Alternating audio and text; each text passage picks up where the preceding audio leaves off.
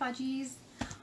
When we last left off in surgery land, I was just packing my bags and heading up to Denver, and now it's been 4 weeks-ish? No, 5 since my surgery, and I figured I'd go ahead and give you guys the last chunk of it. So I went ahead and arrived in Denver. We actually got there really early, which was weird. And cat hair. Do you have cats? So it was a really nice place. I had never really been to like the surgery chunk of the hospital I was at, but they had a really nice staff that was very intuitive and just listened to you and what your needs were. It wasn't too bad. Usually with my veins it's quite entertaining, but I only had to get poked I think twice before we got in there. And my surgeon just popped in, told me what we were doing, and had to wait a little bit. And believe it or not, it was quite entertaining with the nurses just giving them a hard time because here's this blue-haired chick sitting there and just giggly, because I was so excited to finally, have a solution to what was going on. And I wasn't nervous. I know a lot of people are, but I laughed my way through the situation and stay positive, and excitement really did win me over, because all I could think about was, after this I can move on with my life and hopefully be upright again. The surgery I think took a little over 2 hours. Sally, the cyst, if you guys remember, it actually wasn't a cyst, because I had, you have your spinal column and there's the fluid in there, but mine had made its own canal like right next to it. So I had my own river. And when he got in there, he discovered that because I had created my own river, that we couldn't just plug it up with, it was like there's these expanding beads. I don't even know what they're called. It's like throwing a bunch of tampons and water and watching go poof, but not like I've ever done that. Heather's looking at me funny. So they decided, because of how delicate anything is, like internally and externally, when it comes to having EDS, they were worried that I could tear again and have another giant puddle of fluid. So he opted to go ahead and fuse it and put that, the metal across the bone on the top, so that it helps stay and kind of protect the area and keep it more stable. And it's, so far as I could tell, it's definitely working. But I woke up and it was really cool, because the first thing I noticed was usually my head, back here on fire, and then just migrates around. There was nothing, no headache, and I was in shock. I was expecting this giant migraine from being in this strange position, from cutting into my neck, which, by the way, looks 10 times better. Very, very sexy. Wow. Brain fart. What was I talking about? You woke up with no headache. Thank you. I woke up with no headache and just whisked to my room, and the plan was 2 days, and which didn't. One thing that my doctor did know about EDS. He's had a couple EDS patients, but everybody reacts differently. And because I have been in so much pain for so long, one of the things that my new general doctor, she realized that I was gonna have a hard time with pain management after surgery, and she thought 2 days, there's like no way. And she was right. I mean, I was hoping for 2 days. Who wants to stay in the hospital for a week? But I did. My surgery was on a Monday, and I left on Saturday.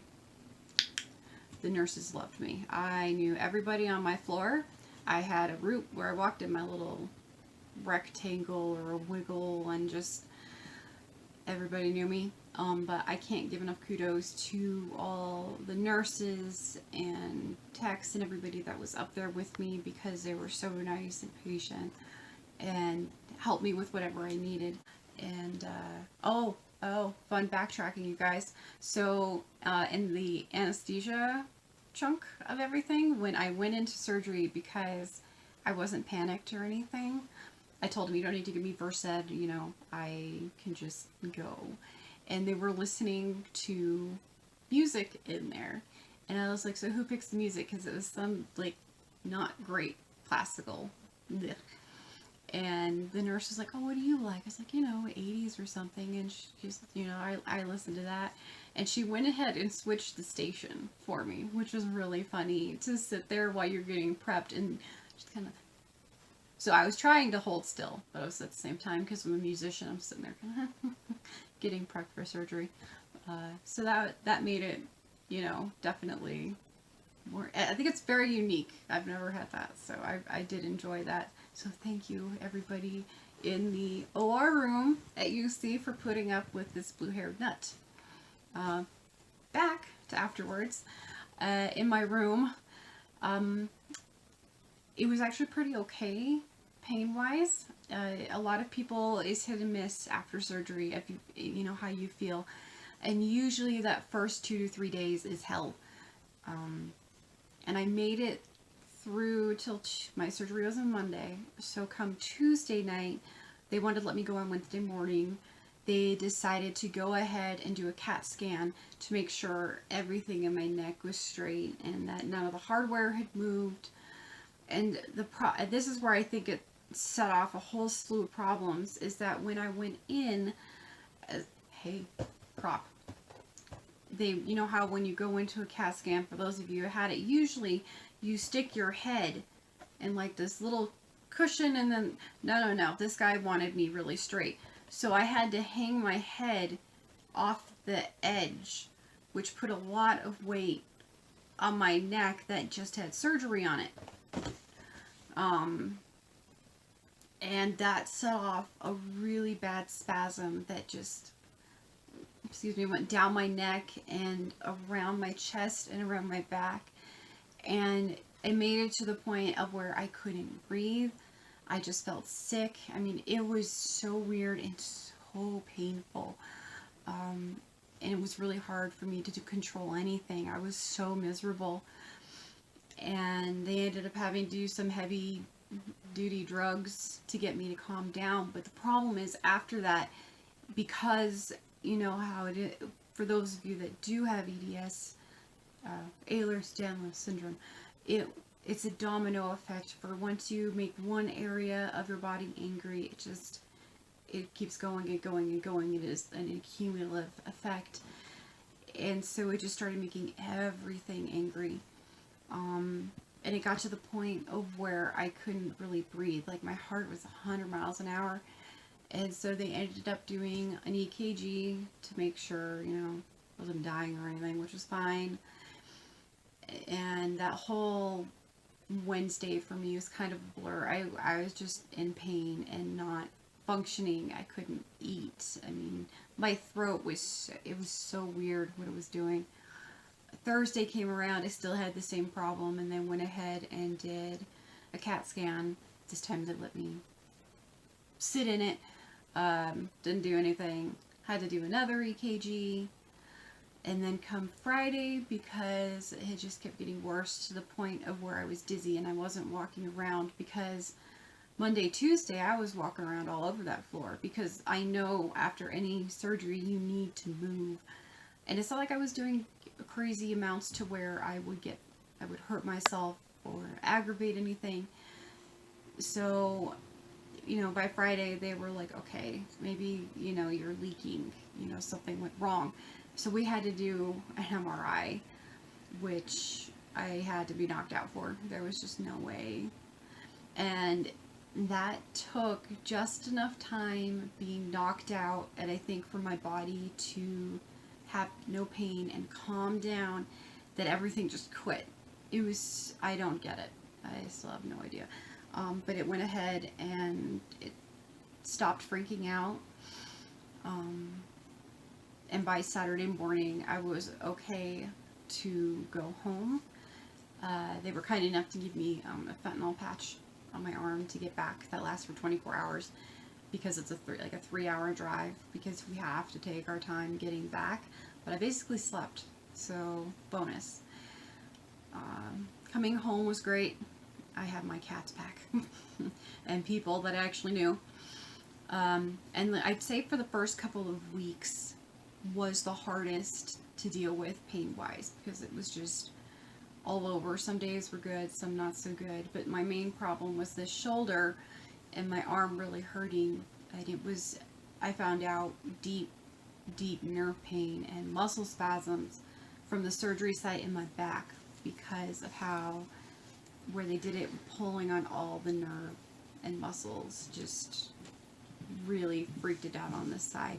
So once we figured out what was going on there, got some patches and just got it all settled down, that was great. But then my hips got angry. So it's been rough, but I'm definitely better. The surgery did work. The headaches are gone. I only get like my normal headaches, like if the weather shifts, and they're not migraines anymore. They're very, very controllable. I can walk again without the pain in my back. My hands aren't freezing. I can sit up. I can, play with my nieces again. I can walk around longer distances without feeling like I'm gonna pass out. Just be able to stand up again is miraculous and not be stuck in bed all day. So yeah, sleeping is still a big issue for me. We still haven't figured out how we're going to deal with that, but we're working on it. And I think probably the hardest part of like this surgery in particular is I can't really do anything for 3 months. No crazy exercise, no nothing, no strenuous activity. I can't do massage. I can't do any of the things that help. I'm stuck with, drugs and walking. And dealing with the mental aspect of I have to rely on other people to do everything, mundane tasks that I should be able to do, that I feel like I should be able to do, but I can't. I'm not allowed to lift over 10 pounds. To me, that's like, because I want to clean the litter box. I want to be able to carry my laundry basket and put my clothes away, but I know that those activities are just, there's a risk of me making it worse and delaying things or even tearing my spinal column, not the column, where the fluid hangs out, so that's definitely a mental struggle. And for those of you that do have to rely on other people, you have to accept the fact that it is okay, and those people that are helping you, they're doing it because they want to. It's not like, oh, sympathetic, I feel so sorry for them. It's, empathy and understanding. They want you to be okay. They want you to recover faster.